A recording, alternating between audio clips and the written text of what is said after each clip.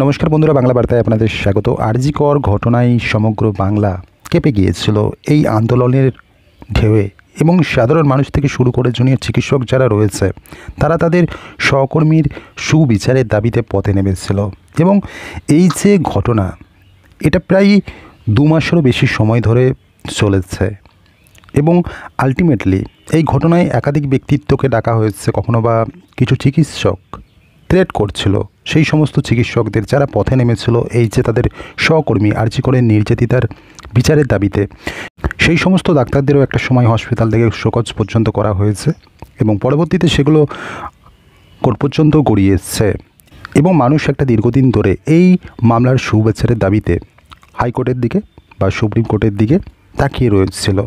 এবং শুরু থেকেই এই মামলায় প্রথমে তো পুলিশ তদন্ত করছিল, এবং তার পরবর্তীকালে সেই নির্যাতিতার বাবা মার প্রয়াসেই সেই মামলা যাই হাইকোর্টে। হাইকোর্ট তৎক্ষণাৎই সিবিআই তদন্তের নির্দেশ দিয়ে দেয়।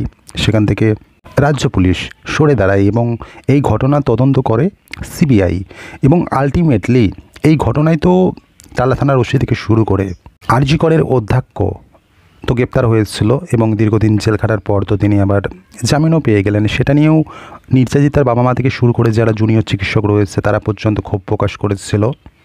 এবং এই ঘটনায় এখনও পর্যন্ত যে মূল অভিযুক্ত বা যাকে মূল অভিযুক্ত হিসাবে দোষী সাব্যস্ত করল শিয়ালদহ আদালত, সেটা হলো সঞ্জয় রায়, একজন সিভিক ভলেন্টিয়ার। কিন্তু এই সঞ্জয় রায় বারবারই একটা দাবি করছে যে তাকে ফাঁসানো হচ্ছে এবং সে নির্দোষ। এই ঘটনায় আরও অনেক মাথা রয়েছে, কিন্তু এই প্রশ্নটা জুনিয়র চিকিৎসকরাও তুলছে যে এই যে আরজি করে যে ঘটনাটা ঘটলো, এই ঘটনাটা শুধুমাত্র সঞ্জয় রায়ের পক্ষে একা করা সম্ভব নয়। সে হসপিটালের একটা জায়গায় গেল আর সেখান থেকে একটা ঘটনা ঘটিয়ে দিয়ে চলে এলো, কোনো বাধা বিপত্তি কারো চোখে পড়া ছাড়াই। এটা কিন্তু তাদের পক্ষে বিশ্বাস হচ্ছে না। এটা তারা যে বিষয়টা বলতে চাইছে, নির্যাতিতার বাবা মা থেকে শুরু করে যারা জুনিয়র চিকিৎসক রয়েছে বা চিকিৎসকরা রয়েছে, তারা এই দাবিটা করছে যে এই ঘটনায় অনেক মাথা রয়েছে, আরও মাথা রয়েছে। তারা এই আদালতের যে রায়, এই যে সঞ্জয় রায়কে দোষী সাব্যস্ত করা, সেদিকে তারা প্রশ্ন তোলেনি। সেটা তারা সর্বসম্মতভাবে সম্মান জানিয়েছে এবং তাদের বিচার ব্যবস্থার উপর আস্থা রয়েছে। কিন্তু এই সঞ্জয় রায় ছাড়াও আরও মাথা রয়েছে। তাদের নাম কেন সিবিআই তাদের সাপ্লিমেন্টারি চার্জশিটে দাখিল করলো না, এটা নিয়েও তারা অসন্তুষ্ট হয়েছে।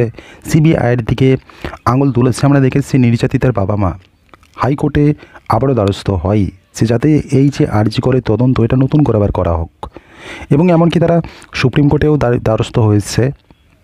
তারপরে অন্তিমে এতদিনে দোষী সাব্যস্ত হলো বা এই যে ঘটনা, এই ঘটনার সুবিচার মিলল। কিন্তু এছাড়াও এতেই থেমে থাকেনি নির্যাতিতার বাবা মা। তারা এখনও পর্যন্ত দাবি করছে যে এই ঘটনা শুধুমাত্র সঞ্জয় রায়ের পক্ষে করা সম্ভব নয়। এই ঘটনায় আরও মাথা রয়েছে, কার্যত সেগুলোকে খুঁজে বার করতে হবে বা তাদেরকেও শাস্তি দিতে হবে।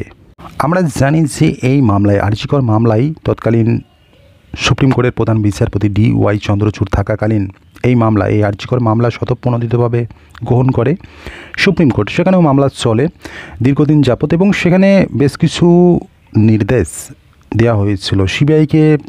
এরকম নির্দেশ দেওয়া হয়েছিল যে এই যে ঘটনা তদন্ত, এই তদন্তের প্রত্যেকটা পদক্ষেপ সম্পর্কে নির্যাতিতার বাবা মাকে জানাতে হবে। কিন্তু নির্যাতিতার বাবা মা এরকমও অভিযোগ করেন যে সিবিআই সুপ্রিম কোর্টের সেই নির্দেশকে অমান্য করেছে, অর্থাৎ তাদেরকে এই যে আরজি কর কাণ্ডের তদন্তের গতি প্রকৃতি সেগুলো তারা জানতে পারেনি বা সিবিআই তাদেরকে জানায়নি। এরকমও তারা অভিযোগ করেছে বিভিন্নভাবে বিভিন্ন সময়।